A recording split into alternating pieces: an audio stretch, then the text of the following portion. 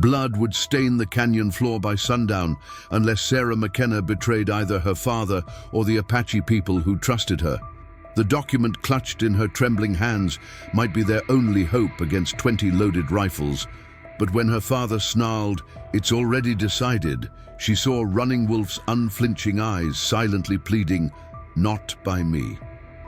Before we continue, don't forget to subscribe to the channel, like the video, and comment where in the world you're watching from. Let's go. Arizona Territory, summer of 1874. The desert sun hung mercilessly in the cloudless sky, casting long shadows across the parched earth. Sarah McKenna adjusted the brim of her hat, squinting against the harsh light as she guided her mare across the rocky terrain.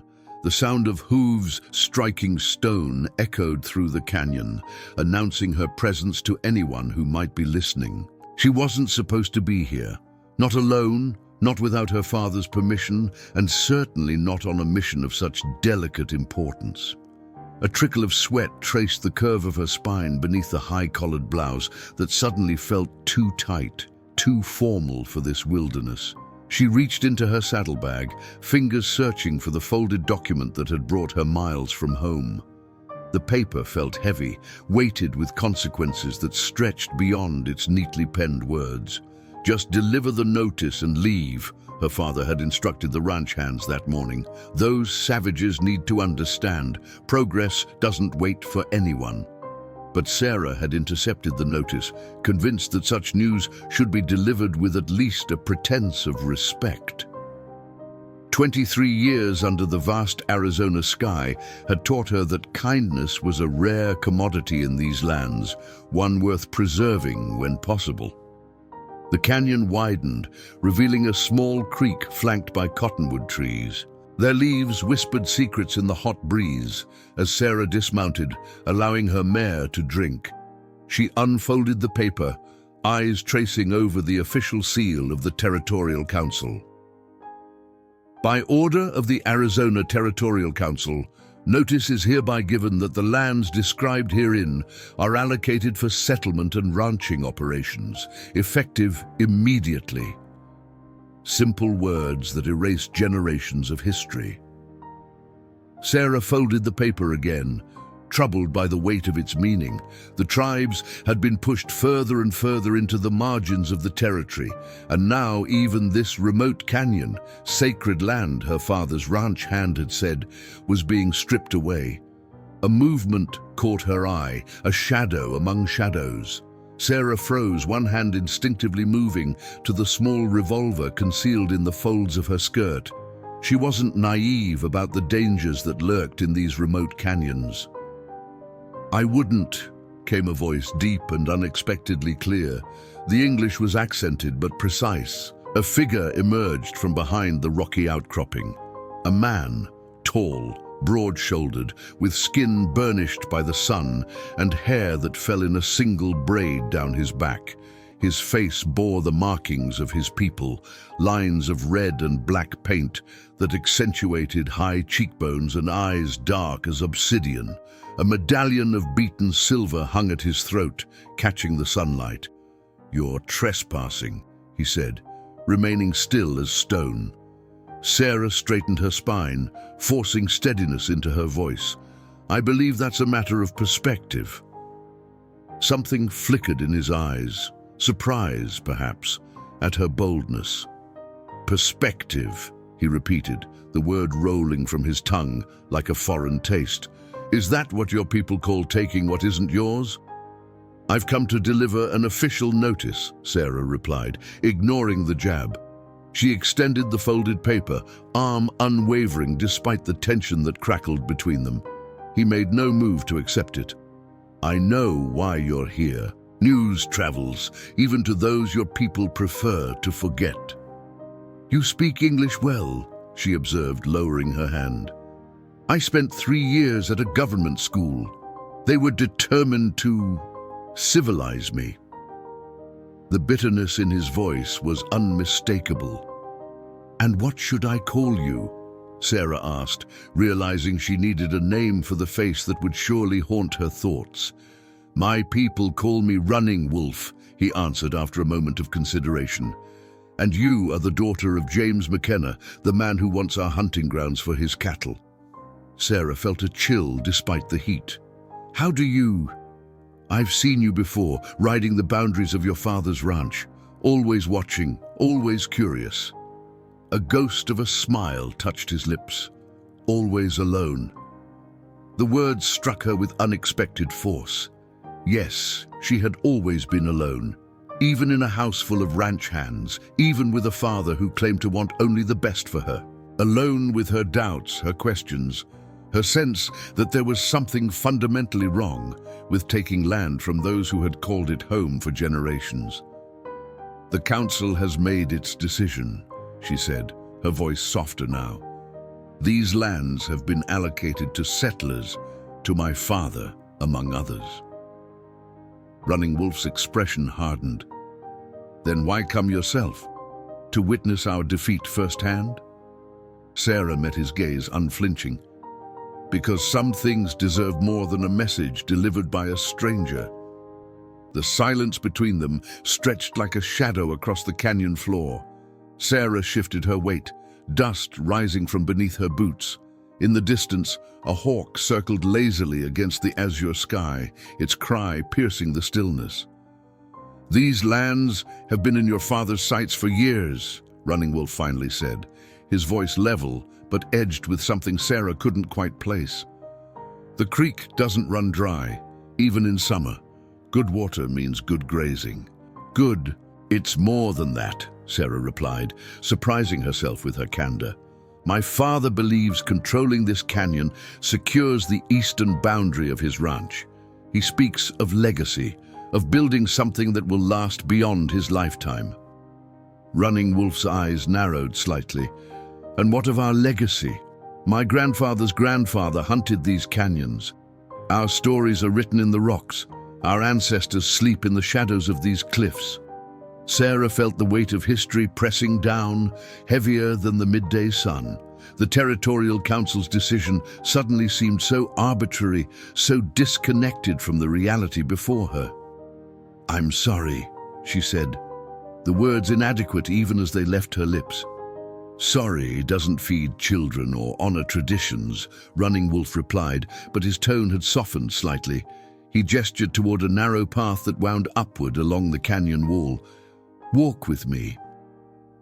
It wasn't a request so much as a challenge. Sarah hesitated, glancing at her mare drinking peacefully from the creek. "She'll be safe," he assured her, reading her concern. "This won't take long." Against every warning her father had drilled into her about the dangerous Apache, Sarah found herself following Running Wolf up the rocky path.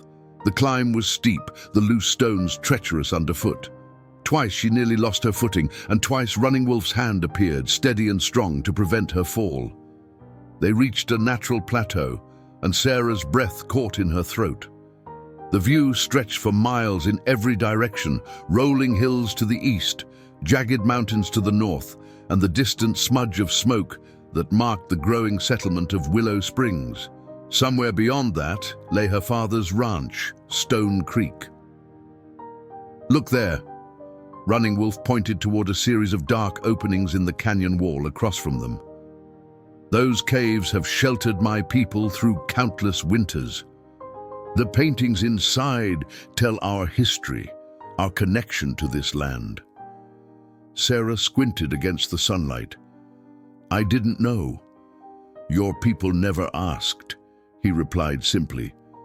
The bitterness in his voice stung, but Sarah couldn't deny the truth in his words. The Territorial Council had made its decision without consultation, without consideration for the lives that would be uprooted. "And there," Running Wolf continued, indicating a grove of trees nestled in a distant fold of the canyon, "is where we gather the herbs that heal our sick, plants that grow nowhere else in the territory."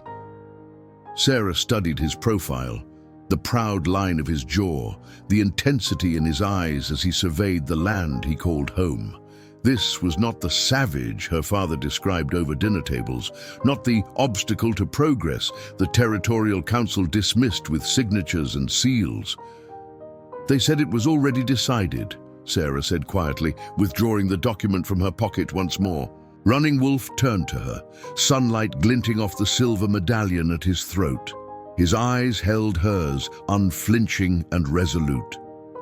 "Not by me," he replied, his voice carrying the strength of generations. Those 3 words seemed to hang in the air between them, a declaration that transcended the paper in her hand. Sarah felt something shift inside her, a recognition that some decisions once witnessed face to face became impossible to uphold. "What will you do?"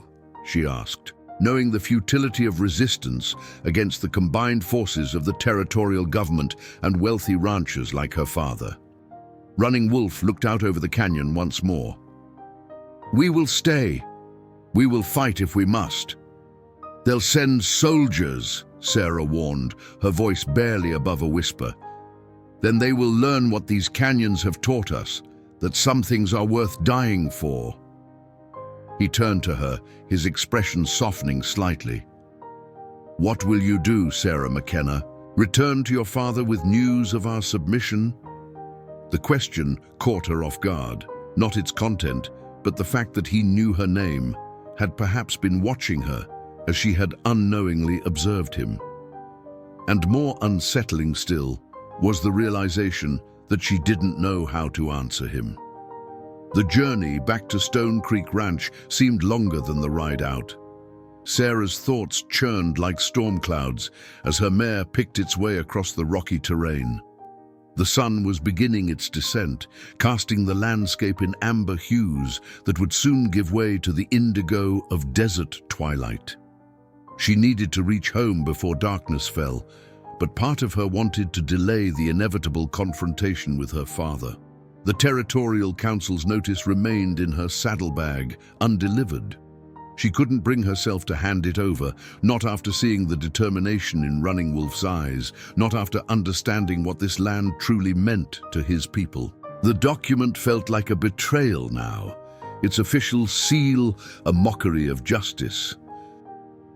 As the ranch came into view, Sarah straightened her posture and smoothed her skirt. The sprawling collection of buildings that made up Stone Creek Ranch stood as a testament to her father's ambition. What had begun as a modest homestead 10 years ago had grown into one of the most prosperous cattle operations in the territory. James McKenna had carved his empire from the wilderness through sheer force of will, and Sarah now realized at the expense of those who had been here first. The ranch hands tipped their hats as she rode into the yard. Tom Fletcher, her father's foreman, hurried over to take the reins of her mare. "Your father's been looking for you, Miss Sarah," he said, his weathered face creased with concern. "Been worried sick since he found out you'd gone." "Is he in the house?" she asked, dismounting with practiced grace. "No, ma'am. He's in the office with Mr. Dawson from the Territorial Council." Sarah felt her heart sink. Harold Dawson was one of the council members who had signed the land allocation document. His presence meant that her father was already moving forward with his plans. "Thank you, Tom," she said, squaring her shoulders as she headed toward the office building at the far end of the yard. Voices drifted through the open window as she approached, her father's deep baritone and Dawson's nasal tone, discussing cattle counts and property lines as casually as if they were trading recipes. Sarah paused outside, gathering her courage. "Should be no problem clearing them out if they resist," Dawson was saying. "Governor's authorized a cavalry detachment if necessary." "Good," her father replied. "I've invested too much to let a handful of savages stand in the way of progress. That canyon will double my grazing capacity." "James," Dawson's voice lowered conspiratorially, "between us, there's talk of a railroad spur coming through these parts in the next few years. The land you're acquiring could be worth 10 times what you're paying for it." Sarah's fingers curled into fists at her sides. This wasn't about survival or even honest ambition. It was naked greed, dressed up in the language of civilization and progress. She pushed open the door without knocking. Both men turned in surprise. "Sarah!" Her father's momentary relief quickly hardened into disapproval. "Where have you been? I explicitly told you not to leave the ranch today." James McKenna was an imposing figure, tall and broad-shouldered, with a thick beard peppered with grey and eyes the color of flint. He had built his life through determination and an unwavering belief in his own righteousness.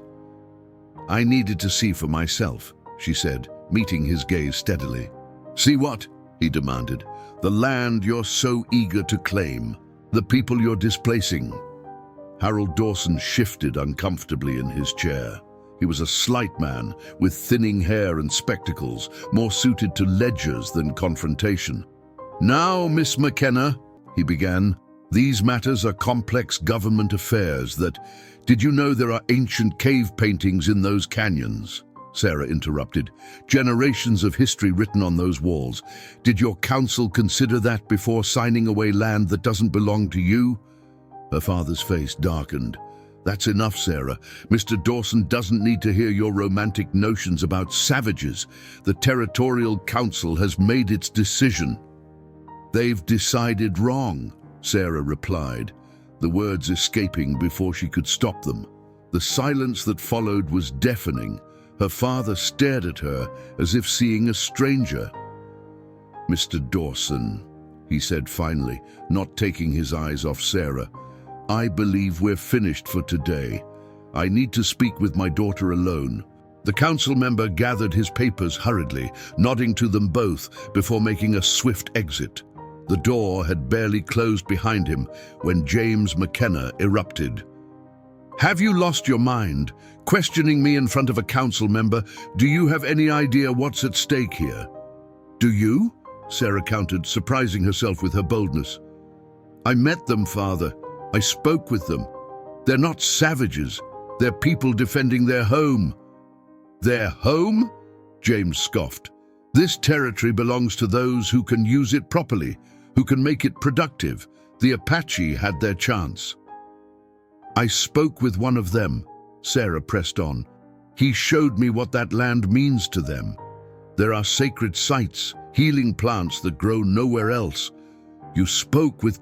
Her father broke off, his expression shifting from anger to alarm. "You rode into their camp alone. Have you completely taken leave of your senses?"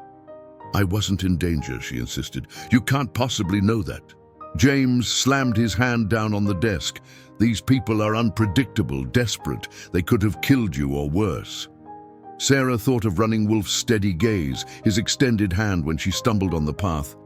"They are not what you think they are." James McKenna studied his daughter's face, searching for the obedient child he'd raised. Instead, he found a woman with fire in her eyes and conviction in her voice. It unsettled him more than he cared to admit.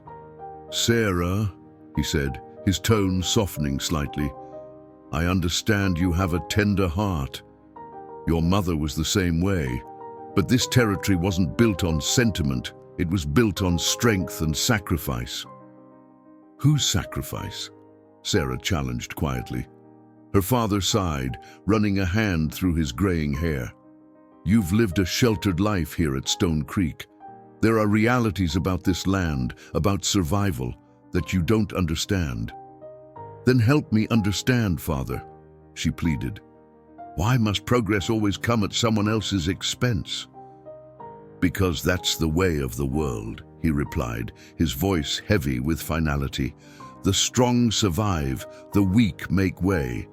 It's been true since time began." Sarah felt a hollow opening inside her chest. This man who had taught her to ride, who had read to her by lamplight, who had promised her mother on her deathbed that he would raise their daughter to be just and kind. How could he speak of dispossession with such casual certainty? "The notice," James said suddenly, extending his hand. "Did you deliver it?" Sarah hesitated, the weight of the moment pressing down upon her. "No," she admitted finally. "I couldn't." Her father's expression hardened once more. "Then I'll send Fletcher at first light, and you," he pointed a finger at her, "will remain at the ranch until this business is settled. Is that understood?" She wanted to argue, to plead, to make him see what she had seen. But the unyielding look in his eyes told her it would be futile. Instead, she nodded silently and left the office, the door closing behind her with the finality of a coffin lid. That night, sleep eluded her. Sarah stood by her bedroom window, watching the moon cast silver light across the ranch yard. Somewhere out in the darkness, beyond the boundaries of Stone Creek, Running Wolf and his people were preparing for a fight they couldn't possibly win. The thought twisted in her heart like a knife. When the first hint of dawn touched the eastern horizon, Sarah made her decision. She dressed quickly in her riding clothes, tucking an extra shirt and some food into a small pack. The house was still quiet as she slipped downstairs and out to the stables. Tom Fletcher was already there, saddling a horse. He looked up in surprise as she entered. "Miss Sarah, you're up mighty early." "I need my mare saddled, Tom," she said, trying to keep her voice steady. The foreman regarded her with suspicion. "Your father gave strict instructions that you're to stay at the ranch." "I'm aware of my father's wishes," she replied, meeting his gaze. "But I'm asking you, as a friend, to help me." Fletcher had been with the McKennas since before Sarah was born. He taught her to ride, had comforted her when her mother died. The conflict in his weathered face was plain to see. "Where are you going, child?" he asked softly. Sarah hesitated. The truth would make him an accomplice, but a lie would dishonor their friendship. "To try and prevent bloodshed," she said at last. "Please, Tom. I wouldn't ask if it wasn't important." Fletcher studied her for a long moment, then sighed heavily. "Your mother had that same look when she set her mind to something." He reached for a second saddle. "Give me a few minutes." 20 minutes later, they were riding away from Stone Creek, the rising sun warming their backs. Fletcher carried the Territorial Council's notice in his saddlebag, but his loyalty had shifted, imperceptibly but irrevocably, toward the headstrong young woman beside him rather than the man who signed his wages. They reached the canyon by mid-morning. The heat was already building, shimmering off the rocks in waves. As they approached the creek where Sarah had met Running Wolf the day before, Fletcher grew increasingly tense. "We're being watched," he muttered, his hand drifting toward the rifle in his saddle holster. "It's all right," Sarah assured him, though her own heart was racing. "They won't harm us if we come in peace." As if in answer to her words, Running Wolf appeared from behind a rocky outcropping. Today, he wore no war paint, but the silver medallion still gleamed at his throat. His eyes widened slightly at the sight of Fletcher, but when they met Sarah's, something like understanding passed between them. "You've returned," he said, his voice betraying no emotion. "I had to," Sarah replied simply. Fletcher looked between them, sensing currents he couldn't fully comprehend. "Miss Sarah, perhaps you should let me handle this. Your father—" "My father sent you to deliver the eviction notice," she interrupted gently. "But that's not why we're here, is it, Tom?" The old foreman shifted uncomfortably in his saddle. He'd known the McKennas for over 20 years, had watched Sarah grow from a pigtailed child into the determined young woman before him, and in that moment, his allegiance crystallized. "No," he admitted quietly. "It's not." Running Wolf approached, his movements cautious but not threatening. "Then why have you come?" Sarah dismounted, her boots raising small clouds of dust as they hit the ground. "Because what's happening isn't right. And I think you know that there are some battles that can't be won with weapons. And some injustices that cannot stand unchallenged," Running Wolf replied, his voice carrying across the canyon. From the shadows of the rocks, other figures emerged, men, women, and children of Running Wolf's tribe, their faces solemn as they regarded the visitors. An elderly man with white hair and deep lines etched into his copper skin stepped forward, leaning on a wooden staff adorned with feathers and beads. "This is Greyhawk, our chief," Running Wolf explained. My grandfather. The old man's eyes, sharp despite his years, fixed on Sarah with unsettling intensity. He spoke in his native tongue, the words flowing like water over stones. Running Wolf translated, his gaze never leaving Sarah's face. He asks why the daughter of our enemy comes to us with troubled eyes and an open heart. Sarah felt the weight of every gaze upon her, Fletcher's concern, Running Wolf's intensity, and the unwavering scrutiny of Greyhawk. The morning sun beat down on the gathering, casting sharp shadows against the canyon walls. In the silence, she could hear the gentle murmur of the creek and the distant cry of a hawk circling overhead. "I come because I believe a great wrong is being done," she finally said, her voice clear despite her racing heart. Running Wolf translated her words, the cadence of his native tongue rising and falling like music. Greyhawk listened, his expression unreadable. When the translation finished, he spoke again, his weathered hands gesturing toward the canyon that surrounded them.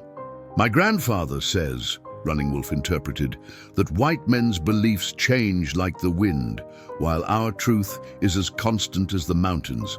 Why should we trust your words when your father's promises turn to dust?" Sarah removed her hat, letting the sun fall directly on her face. It was a gesture of openness, of vulnerability. "I cannot speak for my father or for other white settlers," she admitted. "I can only speak for myself. And what I've seen, what I now understand, is that this land is more than property to be bought and sold. It is your history, your medicine, your spirit." She gestured toward the creek. "Where I see water for cattle, you see the lifeblood of your people. I cannot pretend that difference doesn't exist, but I also cannot stand silent while an injustice is committed in the name of progress." Fletcher shifted uncomfortably in his saddle. "Miss Sarah," he warned quietly, "you're treading dangerous ground." She acknowledged him with a glance, but continued. "The Territorial Council has made its decision, but decisions can be challenged. Delayed, at least. There must be a way forward that doesn't end in bloodshed."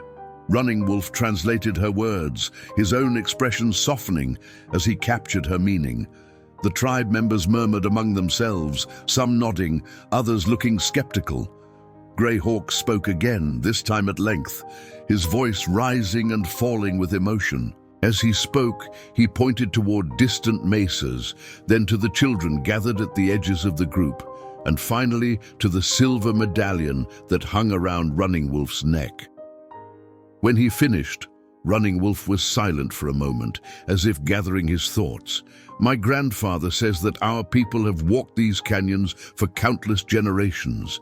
The stories of our ancestors are carved into the rocks. Our children are born with the dust of this land in their blood." He touched the medallion at his throat. "This belonged to my father, who died defending our hunting grounds from soldiers when I was a boy. Greyhawk says if we leave now, we surrender not just land, but who we are." Sarah felt the truth of those words resonating deep within her. The Territorial Council's notice seemed even more hollow now, a piece of paper attempting to erase centuries of connection to the earth beneath their feet. Greyhawk approached her, his steps measured and dignified despite his age. He stopped before Sarah and reached out with gnarled fingers to touch her face briefly, a gesture so unexpected that she held her breath. He spoke again, softly this time, his eyes never leaving hers. "He says," Running Wolf translated, his voice catching slightly, "that he sees truth in your eyes, but wonders if it will be enough when the rifles come." Before Sarah could respond, the sound of hoofbeats echoed through the canyon. A young Apache rider appeared, his horse lathered with sweat from hard riding. He called out in urgent tones, dismounting before his horse had fully stopped. The news he delivered sent a ripple of tension through the gathered tribe. Women pulled children closer. Men reached instinctively for weapons. "What is it?" Sarah asked, turning to Running Wolf. "What's happening?" Running Wolf's jaw tightened. Riders from Willow Springs. A large party, armed, led by a man they say matches your father's description. They're gathering volunteers from the settlement. Fletcher swore under his breath. James is raising a militia. He must have discovered you're gone and guessed where you'd head. Sarah's stomach twisted with dread. Her father was not a man to be defied lightly, and her disappearance would have been taken as both betrayal and humiliation. "How much time do we have?" she asked. "A few hours, perhaps less," Running Wolf replied. "They'll come at sunset, when the shadows make it harder for us to defend the canyon entrance." Grey Hawk spoke again, his tone decisive. "Grandfather says we will not run," Running Wolf translated, though Sarah had begun to recognize certain words and phrases in their language. "This is where we make our stand." "There's no chance against a militia," Fletcher argued, his face lined with worry. "They'll have rifles, maybe even a cannon from the fort."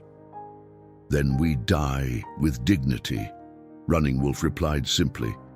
"As our fathers did before us." Sarah looked between them, these proud, resolute people preparing to face death rather than surrender their homeland, and the loyal foreman who had helped raise her, his eyes now filled with the grim acceptance of approaching violence. Something crystallized inside her in that moment, a decision as clear as the desert sky above them. She turned to Grey Hawk and spoke directly, knowing Running Wolf would translate her words. "There is another way," she said, conviction strengthening her voice, "and I know how to find it." The next hour passed in a flurry of activity. The Apache camp transformed as women gathered essential belongings, men checked weapons, and children were instructed on hiding places in the higher caves. Through it all, Sarah, Running Wolf, Fletcher, and Grey Hawk huddled in council, their faces grave as they discussed options that grew more limited with each passing minute. "The militia will come through the southern pass," Fletcher explained, sketching a rough map in the dirt with a stick. "It's the only approach wide enough for a large group on horseback." Running Wolf nodded. "We've positioned lookouts along the ridgelines. They'll signal when the riders are spotted." Sarah studied the makeshift map, her mind racing. "What about the document?" she asked suddenly. "The Territorial Council's notice. It specifies the exact boundaries, doesn't it?" Fletcher reached into his saddlebag and withdrew the folded paper. "It does, but I don't see how that helps us now. The council has made its decision." "But what if the decision was based on incorrect information?" Sarah pressed, an idea taking shape. "What if they didn't know about the sacred sites, the medicinal plants that can't be found elsewhere?" Running Wolf's eyes lit with understanding. "You think the council would reconsider if they knew the true value of this land to our people?" "I don't know," Sarah admitted, "but Harold Dawson, the council member who signed this, he's not a cruel man. Misguided, perhaps, but not deliberately malicious. If he could be made to see—" "There's no time," Fletcher objected. "Your father and his men will be here before sunset." "Then we need to delay them," Sarah said firmly. "Give me a chance to reach Willow Springs and speak with Mr. Dawson." Grey Hawk spoke, his weathered face serious as he gestured toward the sky. Running Wolf translated, his expression troubled. "My grandfather says the sun moves quickly today. Even on our fastest horse, you could not reach the settlement and return before the fighting begins." Sarah's shoulders sagged slightly, but determination still burned in her eyes. "Then we need another plan." She turned to Fletcher. "Tom, could you intercept my father? Reason with him? Buy us some time?" The foreman tugged at his mustache, considering. "James McKenna is not a man easily swayed once his mind is set, especially when his pride is wounded. But I could try. He's respected me these 20 years. Maybe he'll listen." "And if he doesn't?" Running Wolf asked quietly. Fletcher's weathered face hardened. "Then I stand with Miss Sarah. Some things matter more than a man's paycheck." The simple declaration hung in the air, its significance not lost on anyone present. Grey Hawk nodded slowly, respect evident in his eyes as he spoke again. Running Wolf translated, "My grandfather says that when an old tree bends in a new direction, it shows the strength of the wind that blows." Fletcher ducked his head, unused to such poetic praise. "I'd best get going if I'm to intercept them before they reach the canyon." He mounted his horse with the stiffness of age, but the determination of a much younger man. "What will you tell Dawson if you get the chance?" "The truth," Sarah replied simply. "That his signature is being used to justify theft and potentially bloodshed. That there are alternatives if only people would look for them." As Fletcher prepared to leave, Running Wolf stepped forward. "Wait," he said, "take this." He removed the silver medallion from around his neck and pressed it into the foreman's hand. "Show this to the McKenna man. Tell him it belonged to my father, and before him, his father. Tell him we are not nameless savages, but people with history, with lineage. Perhaps it will make him see." Fletcher nodded gravely, tucking the medallion into his shirt pocket. "I'll do my best." He tipped his hat to Sarah. "You be careful, Miss Sarah. Your father will not easily forgive what he'll see as betrayal." "This isn't betrayal," she replied steadily. "It's standing for what's right, even when it's difficult. You taught me that, Tom." A hint of a smile creased the old man's face before he turned his horse and rode out, dust rising behind him like a prayer. When he had gone, Sarah turned back to Running Wolf and Greyhawk. "Now, we need to find Dawson. He was headed back to Willow Springs yesterday, but he often stays at Jensen's boarding house when in the area." "You cannot go alone," Running Wolf stated, his tone brooking no argument. "The settlement is not safe for you now." "I'll manage," Sarah insisted, though uncertainty flickered in her eyes. Greyhawk spoke again, gesturing toward Running Wolf. The younger man seemed to object, but the chief's response was firm. "What is it?" Sarah asked, sensing tension between them. Running Wolf sighed. "My grandfather says I am to accompany you to the white man's settlement. That two voices speaking truth are stronger than one." His jaw tightened. "It is dangerous for me to go there." Sarah understood immediately. An Apache man entering Willow Springs, especially with tensions running high, risked violence or arrest merely for his presence. "He's right," she said softly.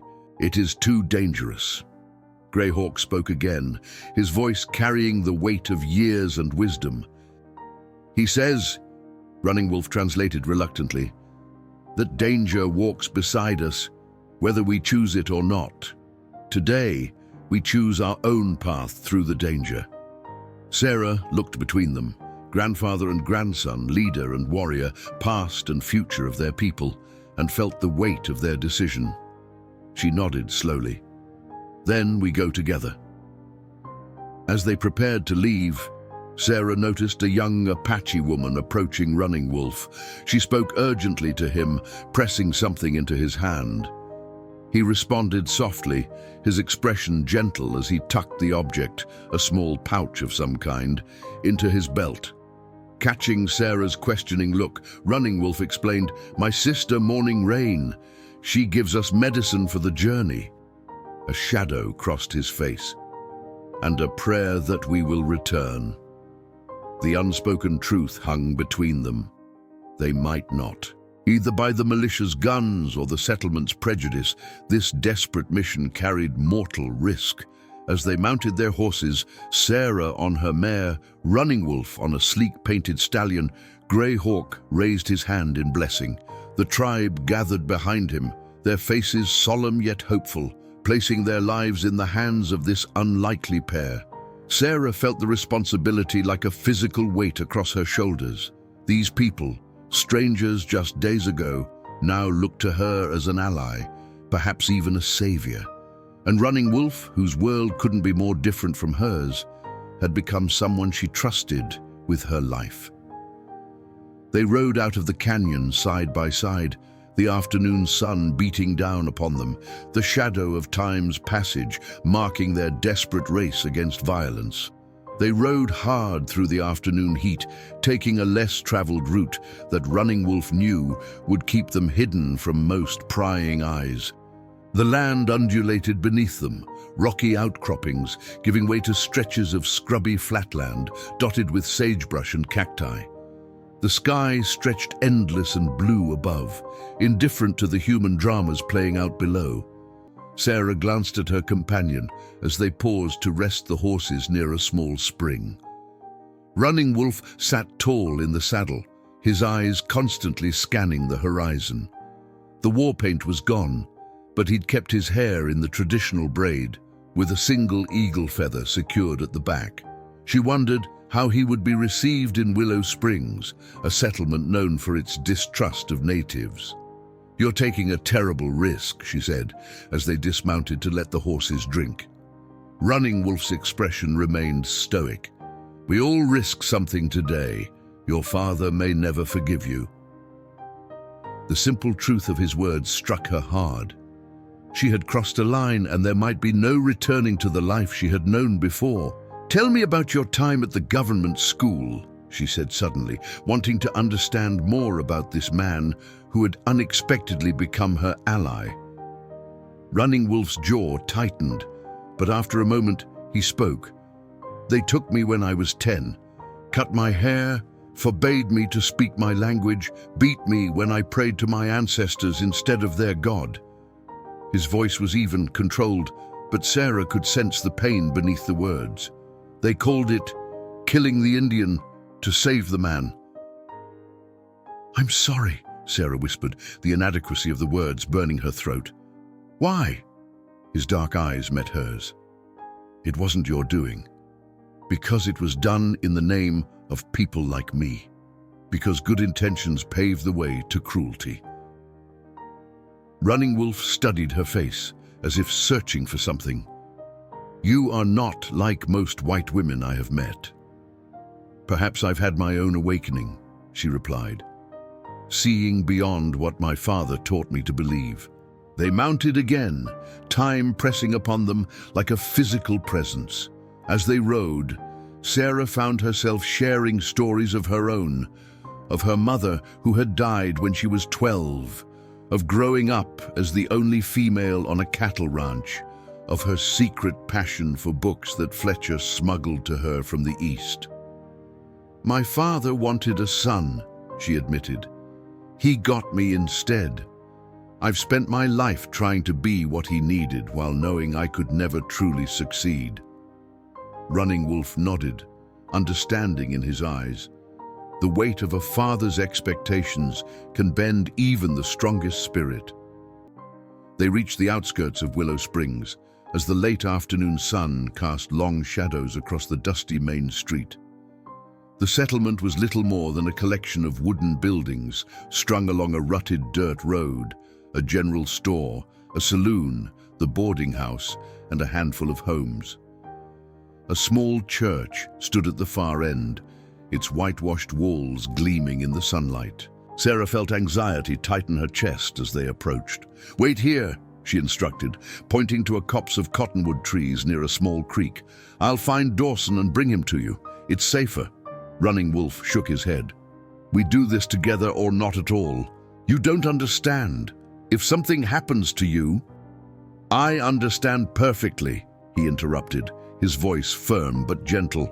"But I did not come this far to hide in the shadows while you face the danger alone." Something unspoken passed between them, a connection deeper than words could express. Sarah nodded, acknowledging his courage and his right to stand beside her. They rode into Willow Springs side by side, drawing immediate attention. Conversations halted mid-sentence, heads turned, hands instinctively moved toward weapons. Sarah held her back straight, meeting the stairs with a calm dignity that belied the racing of her heart.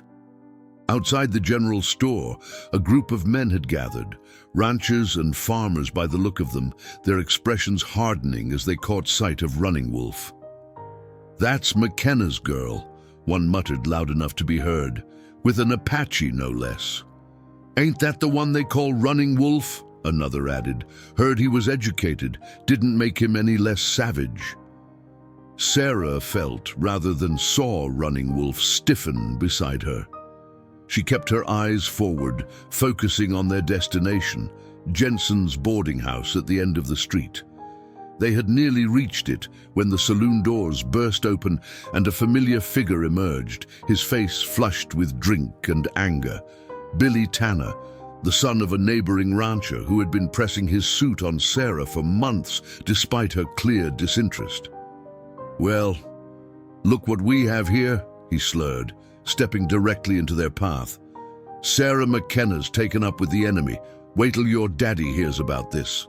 Sarah's mare shifted nervously beneath her. "Stand aside, Billy. Our business is urgent." "Your business?" Billy's hand moved to the revolver at his hip.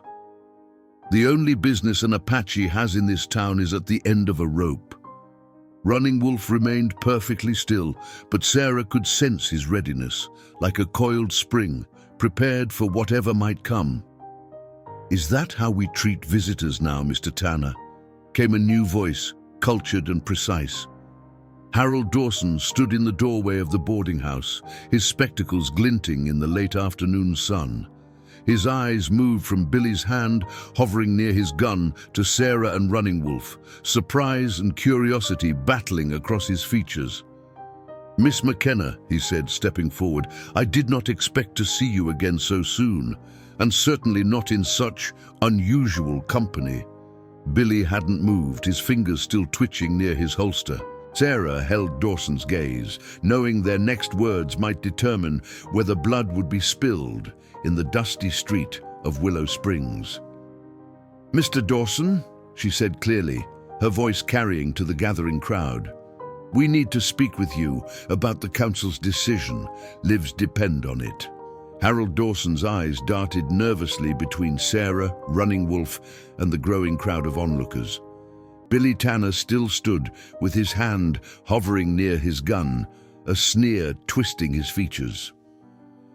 "Perhaps we should continue this conversation inside," Dawson suggested, gesturing toward the boarding house. "There ain't gonna be no conversation with an Apache in Jensen's establishment," a voice called from the crowd. Murmurs of agreement rippled through the gathering. Dawson hesitated, clearly torn between curiosity about Sarah's urgent plea and awareness of the town's hostile mood. Sarah made the decision for him.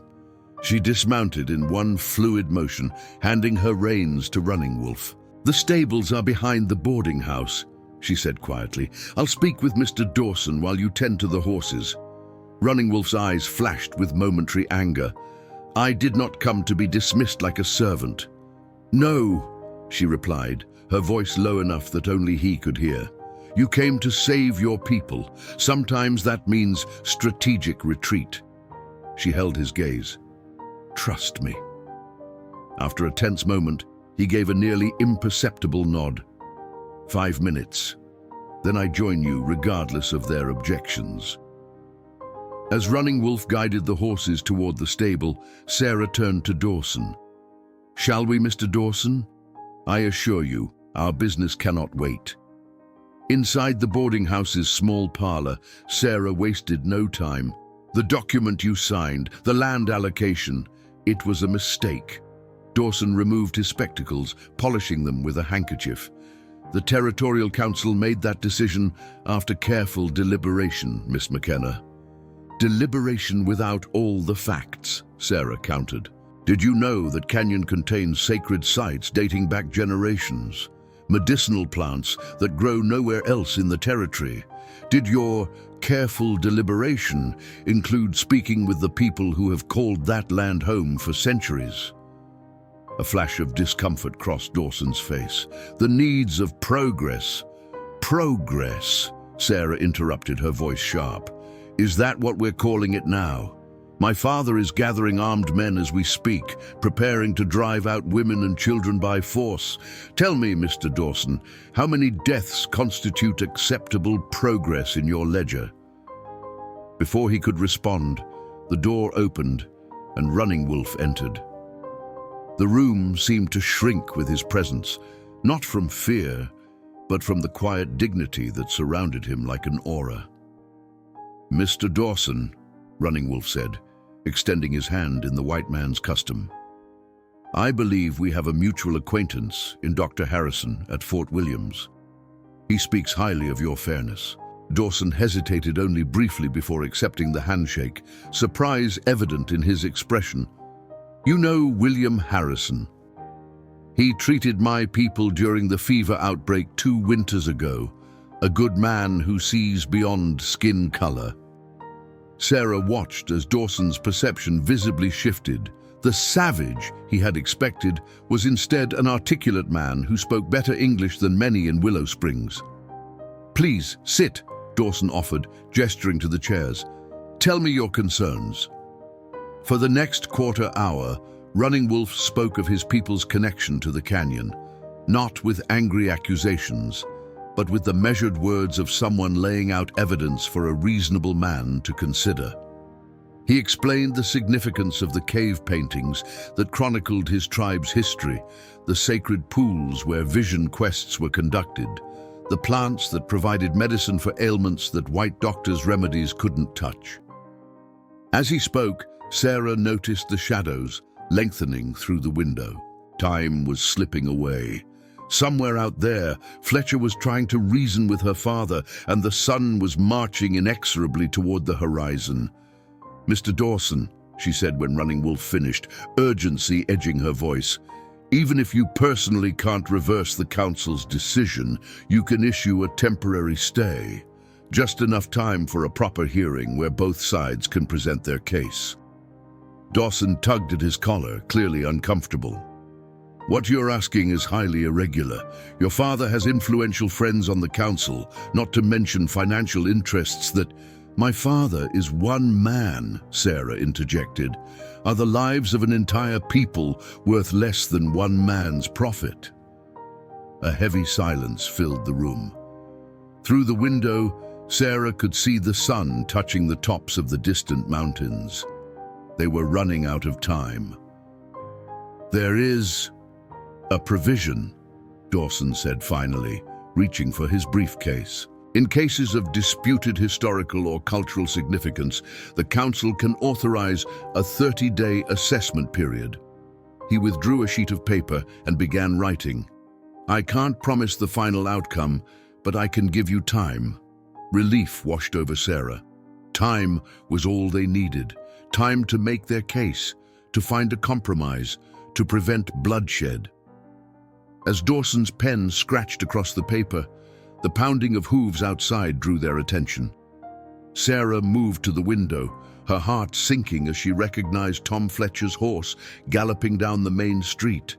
The old foreman slumped in the saddle, his shirt stained dark with what could only be blood. "Tom!" she cried, rushing outside with Running Wolf close behind. Fletcher nearly fell from his horse, his face gray with pain and exhaustion. Running Wolf caught him, easing him to the ground as a crowd gathered. "What happened?" Sarah demanded, kneeling beside him.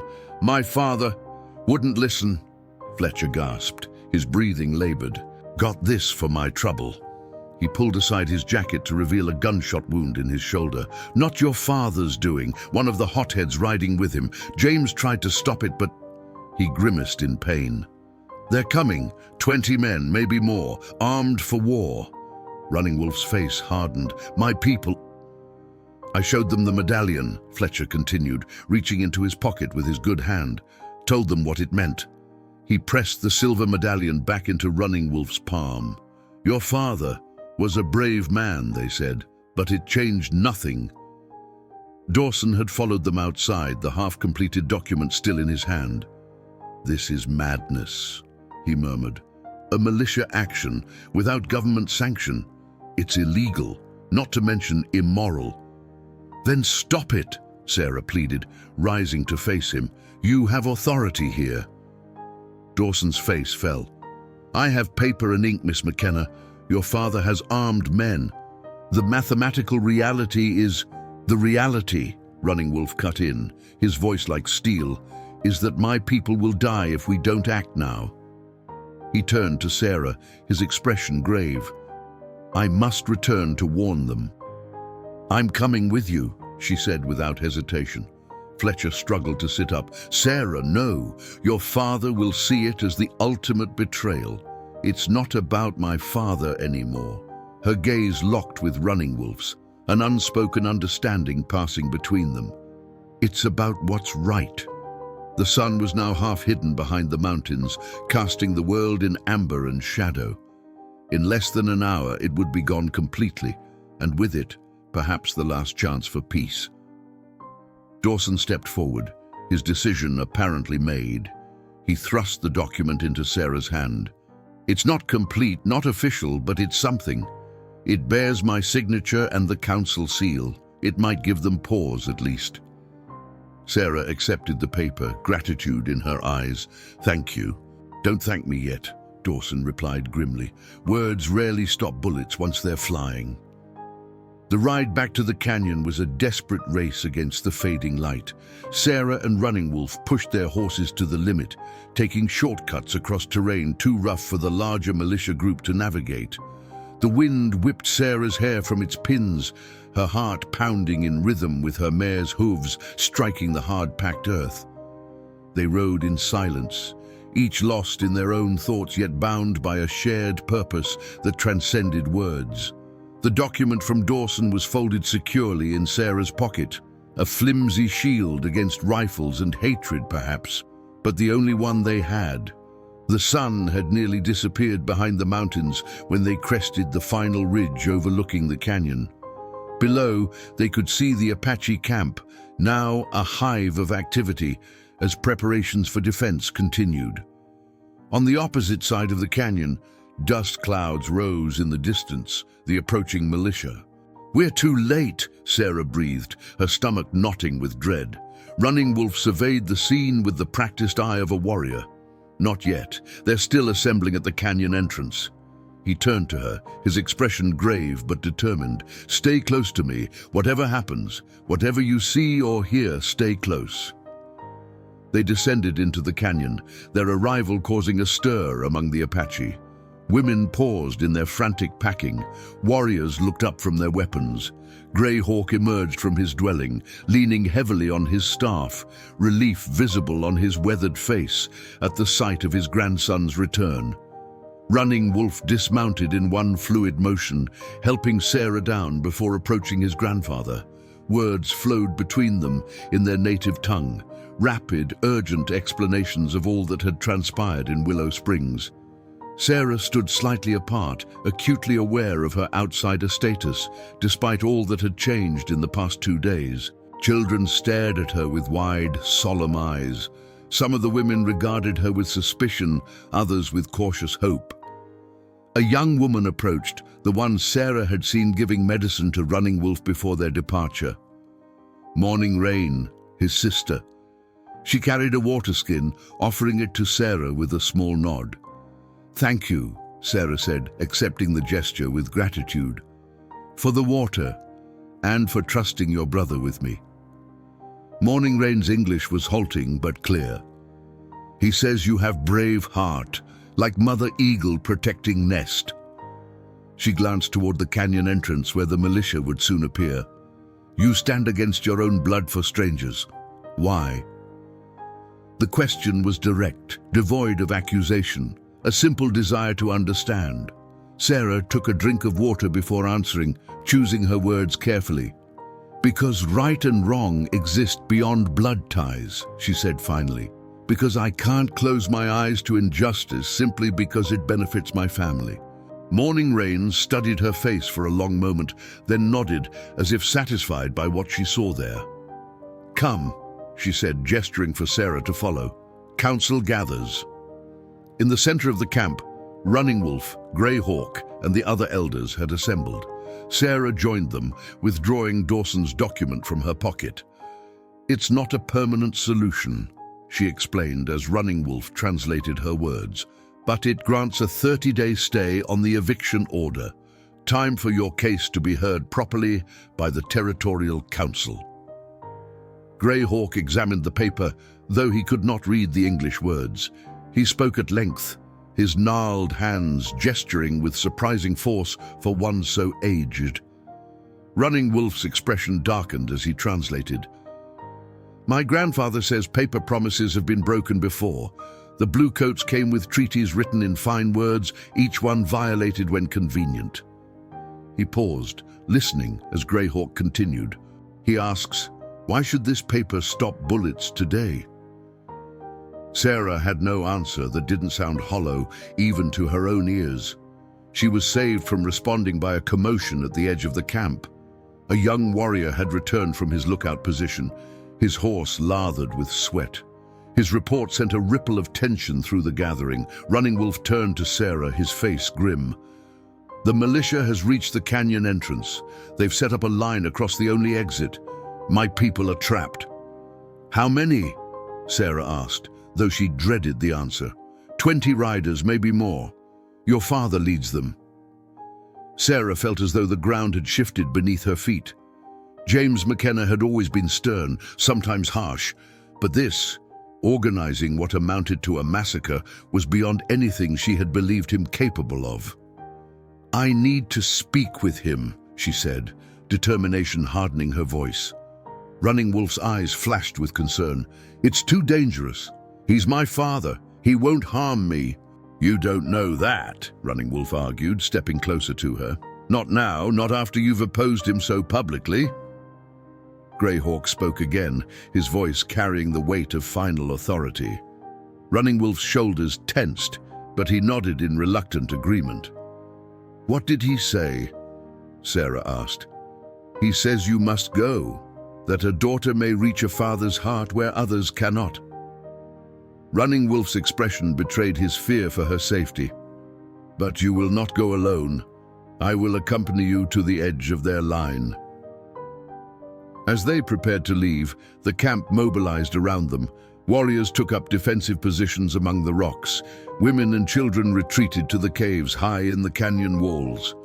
The sun had fully set now, leaving only a blood-red stain on the western horizon. Stars began to prickle the darkening sky like distant, indifferent witnesses. Morning rain approached her brother, pressing her forehead against his in a brief, intense gesture of farewell. She spoke softly, then turned to Sarah, removing a small leather pouch from around her neck. "Protection," she said simply, placing it in Sarah's palm and closing her fingers around it.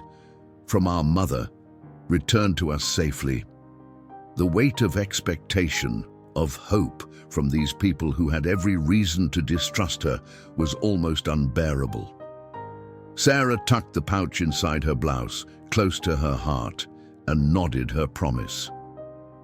As she and Running Wolf mounted their horses, Greyhawk approached. He looked up at Sarah, eyes bright and piercing despite his age, and spoke directly to her for the first time. Though she did not understand his words, their meaning resonated through her. This night would change everything for all of them. They rode slowly toward the canyon entrance, the darkness gathering around them.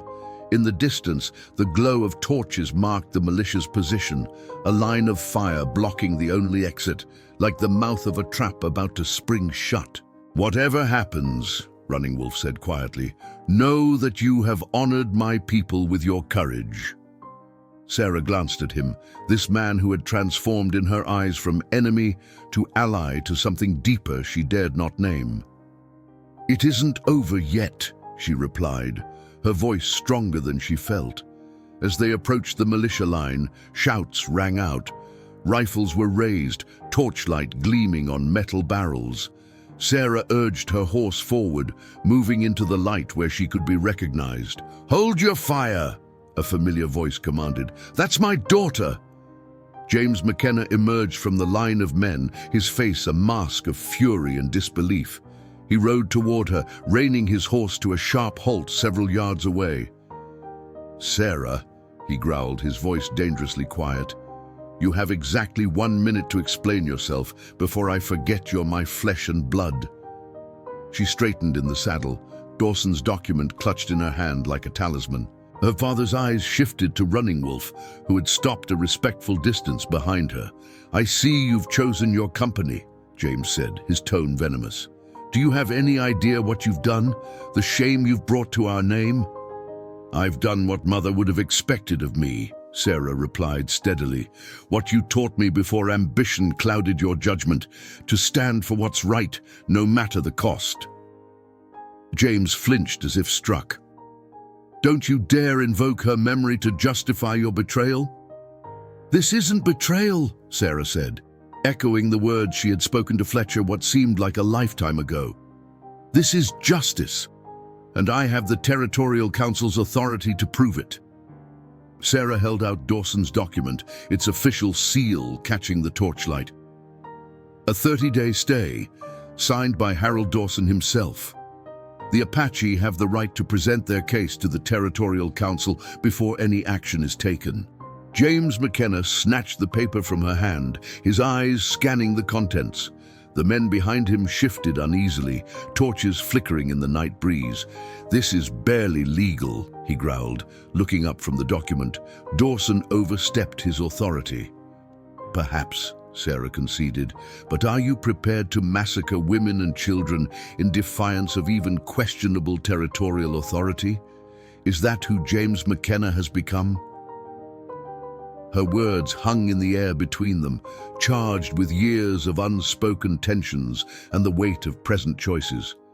Behind her, she could sense Running Wolf's watchful presence, a silent pillar of support. You don't understand what's at stake, James said, his voice lower now. This land, I understand perfectly, Sarah interrupted. Mr. Dawson told me about the railroad spur that's planned, about how this canyon could make you a very wealthy man. She leaned forward in her saddle. But at what cost, Father? The blood of innocent people? Your own soul? James's jaw tightened, but something flickered in his eyes, a moment of uncertainty, perhaps even shame. He glanced back at the line of armed men behind him, then at the document in his hand. Even if I agreed to this stay, he said finally, I don't speak for all these men. Some have grievances against the Apache that go back years. Then be the leader they need, Sarah challenged. Show them that justice matters more than vengeance or greed. From the shadows behind Sarah, Running Wolf moved his horse forward, coming to rest beside her. The militiamen raised their rifles instinctively. Hold, James commanded, raising his hand. Running Wolf sat tall in his saddle, unarmed, his gaze level as he addressed James McKenna. Your daughter speaks with wisdom beyond her years, he said, his English clear and deliberate. My people do not want war. We want only to protect our sacred lands, our history, our future. You expect me to take the word of an Apache? James scoffed, though with less conviction than before. No, Running Wolf replied calmly. I expect you to honor the word of your government, whose authority you claim to respect. He gestured toward the document, and perhaps to listen to the daughter you raised, to recognize truth and justice. A tense silence followed. Sarah held her breath, aware that the next few moments might determine whether blood would stain the canyon floor before morning. One of the militiamen, a grizzled rancher with a scar across his cheek, spat on the ground. I didn't come all this way to turn back on account of some piece of paper. Murmurs of agreement rippled through the ranks. Sarah felt hope slipping away as quickly as it had come. Then, from behind the line of men, a new voice spoke, weary but determined. I did. Tom Fletcher pushed his way forward, his left arm in a crude sling, his face pale but resolute in the torchlight. I've known James McKenna for 20 years, watched him build something from nothing, teach his daughter to ride and shoot and think for herself. He paused, wincing from the pain of his wound. And I've never known him to choose wrong over right when it came down to it. Fletcher's words seemed to reach James in a way that Sarah's could not. The older man's shoulders slumped slightly, the rigid line of his jaw softening. 30 days, James said at last, looking back at Sarah. That's all this document promises. What happens when time runs out and the council still rules in favor of progress? Before Sarah could respond, Running Wolf spoke. In 30 days, we can present our case, Show the council members the sacred caves, the healing springs, the plants that grow nowhere else." His voice gained strength as he continued. "But we are not unreasonable.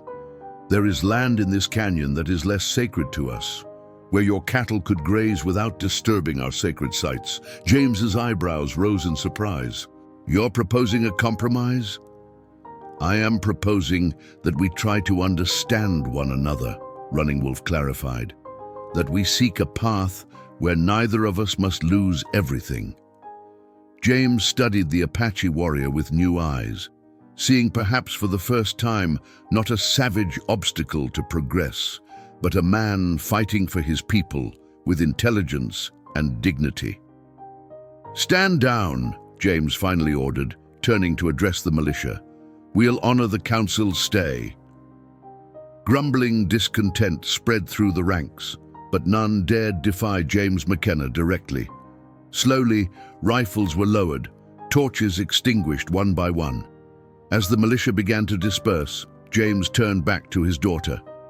"You and I have much to discuss, Sarah. This isn't finished." "No," she agreed, relief mixing with resolute determination in her voice. "It's only beginning." Her father nodded curtly, wheeling his horse around to oversee the militia's withdrawal. Fletcher lingered behind, giving Sarah a weary smile. "You did good, Miss Sarah," he said softly.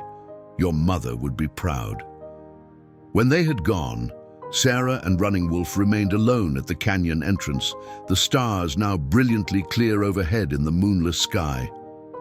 "Will they honor the agreement?" Running Wolf asked, his voice quiet in the night.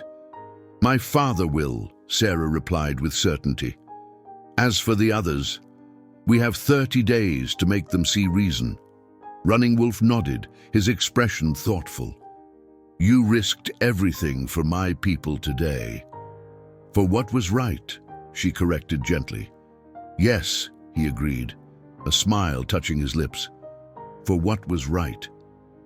They rode back to the Apache camp side by side, the news of their temporary victory spreading ahead of them like wildfire. Grey Hawk stood waiting at the center of the encampment, his face lined with exhaustion, but his eyes bright with hope restored. In the days that followed, an uneasy peace settled over the canyon. James McKenna, true to his word, kept the other ranchers at bay, while Sarah and Running Wolf began the painstaking work of documenting the Apaches' claims to the land. Harold Dawson arrived from Willow Springs with 2 other council members, their skepticism gradually giving way to genuine interest as Running Wolf showed them the ancient cave paintings, the medicinal plants, the springs that had sustained his people for generations. Sarah found herself straddling 2 worlds, translating not just words, but entire world views between the Apache and the territorial officials. And in those spaces between cultures, in the patient work of building understanding, she discovered a sense of purpose that had eluded her throughout her life at Stone Creek Ranch.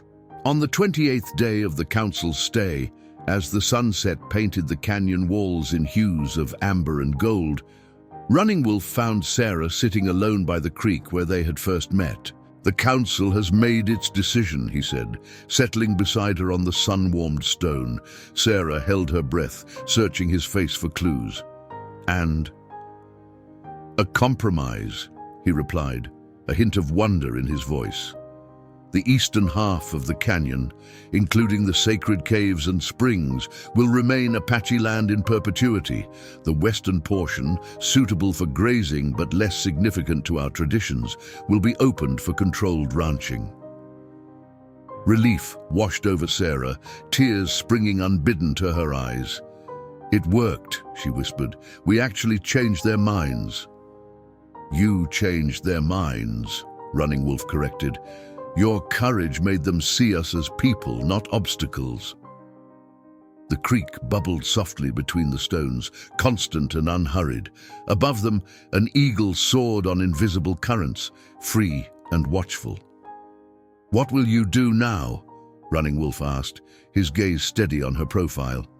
Sarah considered the question, feeling the weight of all that had changed in the span of a single month. "My father wants me to return to Stone Creek," she said slowly, "to pretend none of this happened and resume my life as it was. Will you?" She turned to face him fully, the last light of day illuminating her features with quiet determination. "No," she said simply. "I can't go back to living between worlds. I've found where I belong." Running Wolf's expression softened, understanding dawning in his eyes. "And where is that?" "Here," she replied, her voice steady with certainty. "Working to build bridges between your people and mine, fighting for justice when others would choose convenience." She hesitated, then added more softly, "Standing beside those who speak truth, even when others refuse to hear it." Running Wolf reached out slowly, taking her hand in his. The gesture was simple but profound, a connection forged through struggle, respect, and something deeper that had grown between them. "My grandfather says that when the Great Spirit wants to change the world, he doesn't send thunder," Running Wolf said, his thumb tracing circles on her palm. "He sends one heart to touch another." In the fading light of day, with the canyon stretching before them like a promise of what could be, Sarah McKenna and Running Wolf sat together on the precipice of a future neither could have imagined just 1 month before. A future born from the courage to stand against injustice, to see beyond boundaries, and to believe that some battles are worth fighting not with weapons, but with truth and an open heart. Far above, the eagle continued its solitary flight against the deepening sky, free to soar between worlds, just as they were now free to build one together.